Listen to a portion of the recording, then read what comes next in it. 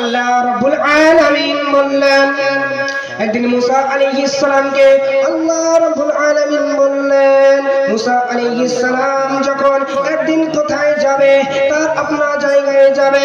এবার আল্লাহ রাব্বুল আলামিনকে বলতে লাগলেন, ইয়া আল্লাহ, আল্লাহ রাব্বুল আলামিন, আমাকে আমার একটা সওয়ারি চাই, আমার একটা সওয়ারি চাই, আমার গন্তব্যে পৌঁছানোর জন্য, আমার গন্তব্যে পৌঁছাতে হবে, আমাকে আমার জায়গাতে আমাকে পৌঁছাতে হবে, আমাকে পৌঁছানোর জন্য একটা সওয়ারি চাই, আমাকে একটা সওয়ারি দেন।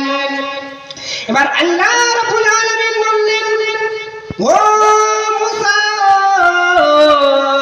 ও মুসা রে, শোনো তাহলে শোনো, ওই নদীর কিনারে যাও, ওই নদীর কিনারে গিয়ে তুমি বলবে, একটা বাচ্চা দেখতে পাবে, সেই বাচ্চাটাকে গিয়ে বলবে যে, ও বাচ্চা, আমাকে আল্লাহ তাবারক ওয়া তাআলা তোমাকে একটা সওয়ারি দিতে বলেছে।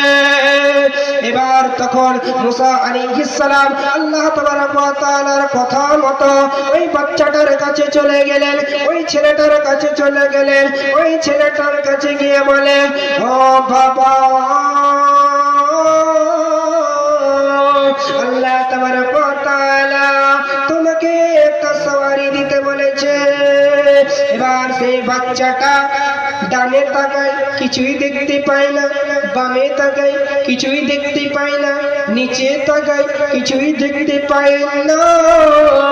কিছুই যখন দেখতে পায় না, তখন ওই ছেলেটা আকাশের দিকে তাকায়, আকাশের দিকে যখন তাকায়, তখন দেখতে পায় একখানা মেঘের টুকরা রয়েছে।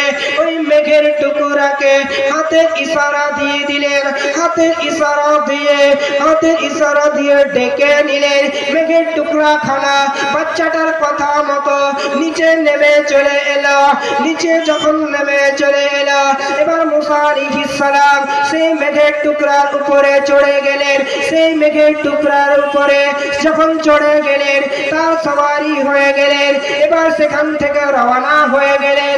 মুসা আলাইহিস সালাম যখন তার জায়গা মতো পৌঁছে গেল, তার গন্তব্যে যখন পৌঁছে গেল, তার নিজের জায়গায় যখন পৌঁছে গেল, মুসা আলাইহিস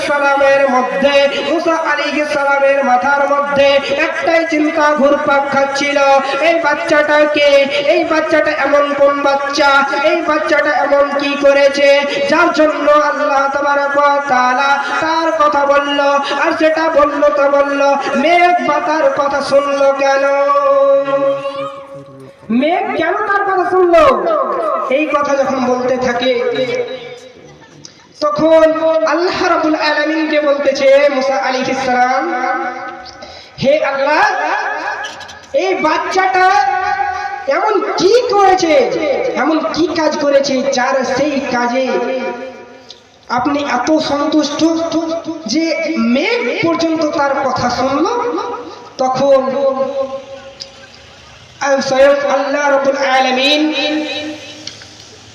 গায়বী ডাক দিয়ে বলতেছেন, ও মুসা, ও মুসা, মুসা রে, তুমি যেহেতু জানতে চাইছো জানো, তাহলে যেহেতু শুনতে চাইছো শোনো তাহলে। মুসা, এই ছেলেটার উপরে তার মায়ের দোয়া রয়েছে। এবার মুসা আলাইহিস সালাম বললেন যে এই ছেলেটার উপরে তার মায়ের দোয়া যে রয়েছে, তার মা এমন কি দোয়া করেছে যে তার দোয়া কবুল হয়ে গেছে, যার জন্য মেঘের টুকরা পর্যন্ত তার কথা শুনে। এই কথা যখন বললেন, তখন আল্লাহ তাবারক ওয়া তাআলা তাকে সম্পূর্ণ ঘটনা বলতে লাগলেন। হে মুসা, শোনো তাহলে, তুমি সম্পূর্ণ ঘটনা শোনো। তখন মুসা আলাইহিস সালাম কি বলতে লাগলেন, একদিন তার মায়ের, একদিন ছেলেটার মায়ের শরীরটা যেন অসুস্থ হয়ে গেল, অসুস্থ হয়েছিল। তখন সেই ছেলেটাকে বলে, ও বেটা রে, ও আমার বেটা,